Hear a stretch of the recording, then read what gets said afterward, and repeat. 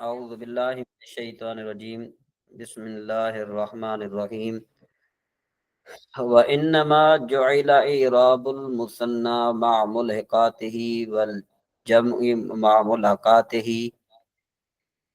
بِالْحُرُوفِ۔ یہ جو انما جعل اعراب جو ہے، یہاں سے شارع علیہ رحمہ ایک مقدر سوال کا جواب دینا چاہ رہے ہیں۔ سوال یہ پیدا ہو رہا ہے کہ بھئی تثنیہ اور جمع مذکر سالم کو خاص کیا گیا ہے، یعنی جمع مذکر سالم کا اور تثنیہ کا جو اعراب ہے وہ اعراب بالحرف ہے۔ اعتراض یہ ہے کہ ان کو اعراب بالحرکت کیوں نہیں دیا گیا، یعنی ان کو اعراب بالحرکت دیا جاتا بات ختم ہو جاتی، ان کو اعراب بالحرف دیا گیا ہے۔ جس طرح مفرد منصرف صحیح کا اعراب بالحرکت ہے، رفع ضمہ کے ساتھ، نصب فتح کے ساتھ، جر کسرہ کے ساتھ، تو یہاں پر بھی جمع مذکر سالم اور تثنیہ کو اعراب بالحرف نہ دیا جاتا، بلکہ ان کے آخر میں جو ہے نا وہ اعراب بالحرکت دیا جاتا ہے، یعنی ان کو اعراب دیا جاتا، حرکت والا اعراب دیا جاتا، حرف والا اعراب نہیں دینا چاہیے تھا۔ تو اس کا جواب یہ ہے کہ تثنیہ اور جمع مذکر سالم کو اعراب بالحرف اس لیے دیا جاتا ہے کہ یہ مفرد کی یعنی واحد کی فرع ہے، اور اعراب بالحرف بھی اعراب بالحرکت کی فرع ہے۔ آپ کو یاد ہونا چاہیے کہ جو اعراب بالحرکت ہے نا، یہ اعراب ہونے میں اصل ہے، اور جو اعراب بالحرف ہے یہ اعراب ہونے میں اس کی فرع ہے۔ تو جو مفرد ہے وہ اصل ہے، اور جو تثنیہ اور جمع ہے یہ مفرد کی فرع ہے۔ تو لہذا جو اصل اعراب جو اصل ہے یعنی مفرد اور مفرد، اس کو اعراب اصلی دیا گیا، یعنی اعراب بالحرکت دیا گیا، اور جو مفرد کی فرع ہے تو ان کو بھی جو ہے کہ اعراب کی فرع دیا گیا، یعنی اعراب بالحرف دیا گیا۔ ٹھیک ہے جی۔ تو اس کے بعد پھر آگے فرمایا وَإِنَّمَا وَلَمَّا جُعِلَ إِعْرَابُهُمْ، آپ یہ معنی کریں گے تو پھر آپ کو سمجھ میں آ جائے گی۔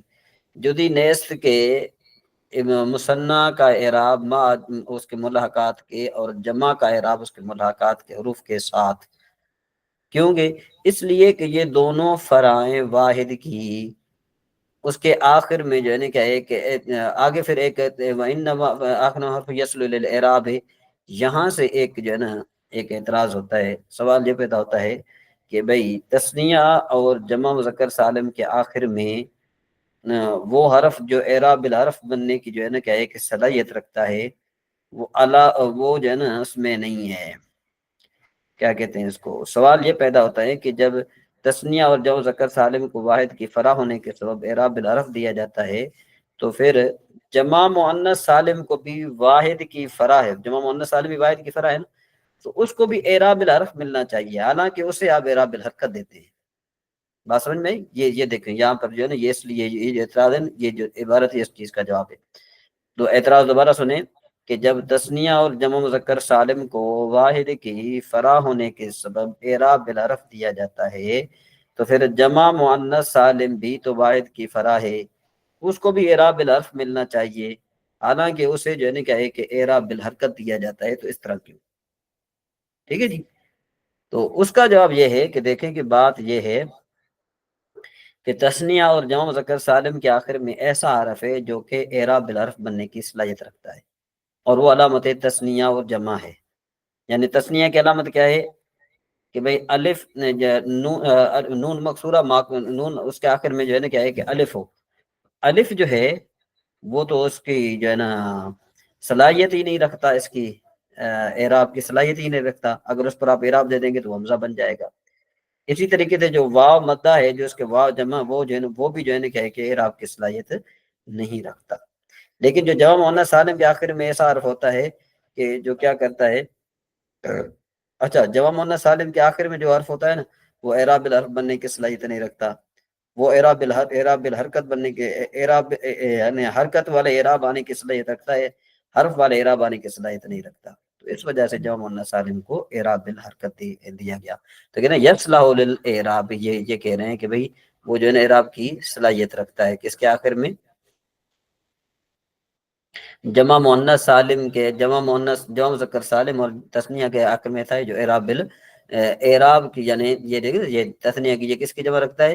وہ اعراب بالحرف آنے کی صلاحیت رکھتا ہے، اعراب بالحرکت کی صلاحیت نہیں رکھتا۔ فناسبہ، تو مناسب یہ ہے کہ بھئی کیا جائے حرف ان کا دونوں کا اعراب، تاکہ ان کا اعراب جو ہے نا یہ فرع ہونے کے اعتبار سے اپنے مطابق ہو جائے، جس طرح وہ فرع ہے اس کی، ٹھیک ہے جی۔ کیوں کہ اعراب بالحرف یہ فرع اعراب بالحرکت کی۔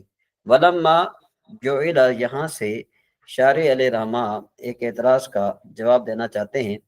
اعتراض یہ ہے کہ تثنیہ حالت رفع میں الف اور حالت نصب جری میں یا کے ساتھ معرب ہوتا ہے، اور جمع مذکر سالم جو ہے وہ حالت رفع میں واو اور حالت نصب اور جری میں یا کے ساتھ معرب ہوتا ہے، اس کا برعکس کیوں نہیں؟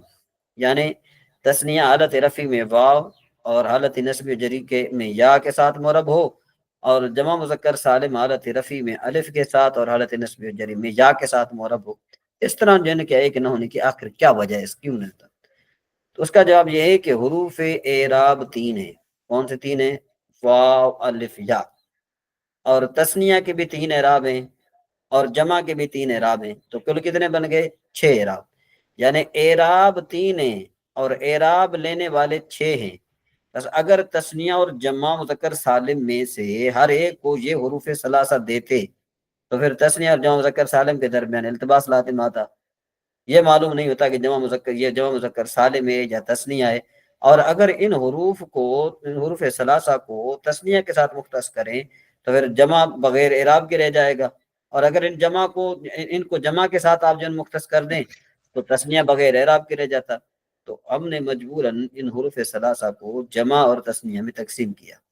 تو الف کو تثنیہ میں علامت رفع بنایا، کیوں کہ الف ضمیر تثنیہ ہوتا ہے فعل میں، جیسا کہ یضربان ہے اور ادربا، ٹھیک ہے۔ اور واو کو علامت رفع بنایا ہم نے جمع میں، کیوں کہ واو ضمیر مرفوع ہوتی ہے فعل میں، جیسے یضربون، ادربو وغیرہ۔ تو باقی رہ گئی یا، تو یا کو تثنیہ اور جمع کی حالت نصب اور جری میں دونوں کا اعراب بنایا، تو اب بھی التباس لازم آتا تھا۔ تو نحویوں نے تثنیہ میں یا ماقبل مفتوح کو اور جمع میں یا ماقبل مکسور کو اعراب بنا دیا، تو لہذا اب ان کے درمیان میں کوئی جو ہے وہ التباس نہیں ہے، منع کریں۔ جو دین کے بنایا گیا ان دونوں کا اعراب رب الحرف کیوں، اور اعراب جو تھے 3 تھے، حرف تھے، اور ان کا جو اعراب معرب تھا وہ 6 تھے، 3 مثنیٰ کے اور 3 مجموع کے۔ تو کیا گیا ہر ایک ان میں سے ایک 3 کو، تاکہ التباس واقع ہو۔ تو اگر ہم خاص کرتے، اگر جو ہے کیا جاتا ان میں سے ہر ایک کو 3 کا اعراب کیا جاتا تو التباس واقع ہوتا، ٹھیک ہے جی۔ اور اگر خاص کیا جاتا اس کے ساتھ تو باقی رہ جاتی جمع اور بغیر اعراب کے، اور اگر جمع کو خاص کیا جاتا تو باقی رہ جاتی مثنیٰ بغیر اعراب کے، ٹھیک ہے۔ فوزیت علیہما، تو توضیح ان میں یہ گئی کہ الف کو علامت رفع بنا دیا مثنیٰ میں، کیونکہ ضمیر مرفوع تثنیہ میں فعل میں ہوتا ہے یضربان اور ضربا کی طرح، اور واو جمع علامت رفع ہوتی ہے مجموع میں، کیونکہ ضمیر مرفوع ہے جمع میں فعل میں، جیسے یضربون اور ضربو۔ اور کیا ان دونوں کو اعراب کو یا جو ہے نا حالت جر میں اصل پر، اور ان دونوں کے درمیان میں فرق یہ کیا کہ فتح دیا اس کے ماقبل کو، یا کے ماقبل کو تثنیہ میں خفت فتح کی وجہ سے اور کثرت تثنیہ کی وجہ سے، کیونکہ تثنیہ کی تعداد زیادہ تھی، اور کسرہ دیا۔ یہاں سے ایک اعتراض پیدا ہوتا ہے، اس کو آپ سن لیجیے۔ سوال یہ پتا ہوتا ہے کہ تثنیہ میں یا ماقبل مفتوح کیوں کیا اور جمع میں یا ماقبل مکسور کیوں کیا؟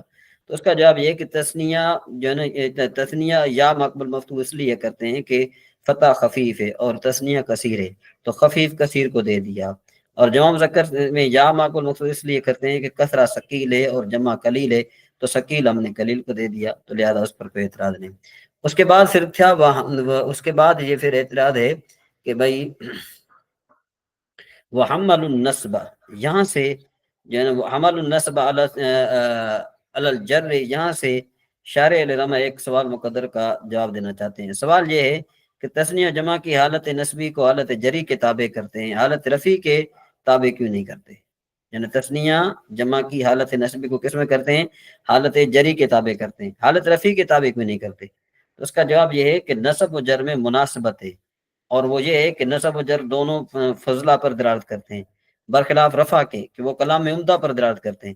تو بس اس لیے جو ہے نا کیا ہے کہ نصب کو جر کے تابع کر دیا، اور معمول کیا انہوں مانا کریں، معمول کیا انہوں نصب کو جر پر نہ کہ رفع پر، نصب اور جر کی مناسبت کی وجہ سے، کیونکہ وہ دونوں کلام میں فضلہ واقع ہوتے ہیں، یعنی زائد واقع ہوتے ہیں، یعنی جو منصوبات اور مجرورات ہیں یہ زائد ہیں، اور جو مرفوعات ہیں وہ کلام میں عمدہ واقع ہوتے ہیں۔ ولما فرغ من تقسیم الاعراب الى الحرکت والحرف وبیان مواد المختلفات، یہاں سے انشاءاللہ تبارک و تعالی ہم نیکسٹ بار پڑھیں گے۔ امید ہے کہ آپ کو یہ بات سمجھ میں آ گئی ہوگی، اور اگر یہ بات سمجھ میں نہیں آئے تو آپ کمنٹ کر سکتے ہیں اور پوچھ سکتے ہیں۔ اللہ تبارک و تعالی ہم سب کا حامی و ناصر ہو۔